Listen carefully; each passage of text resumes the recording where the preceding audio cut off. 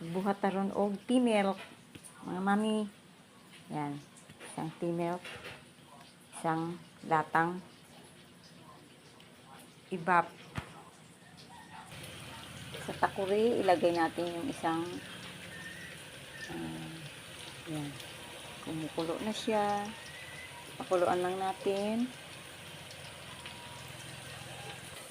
Yan. Kulay brown na siya. Lagyan natin ng asukal.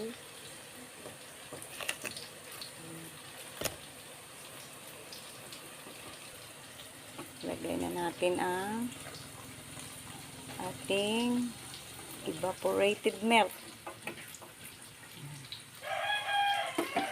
Hintayin natin kumulo. Mas matagal ang kulo, mas masarap at mas malasa. Parang kulang pa yung tea. Nilagyan ko pa ng isa pa. Mas masarap kasi yung medyo strong. Ayan, ang kuluan na.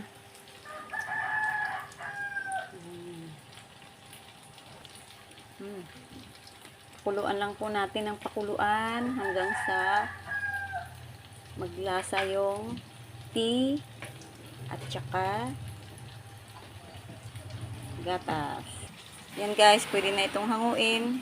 Naka 5 to 10 minutes na po ere.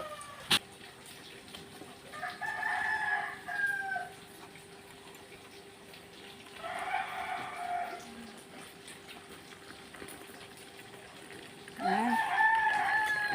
Nakagawa na po tayo ng tea milk. Wow!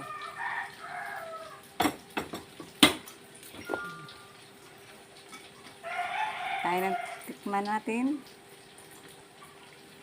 Masarap at bagong recipe.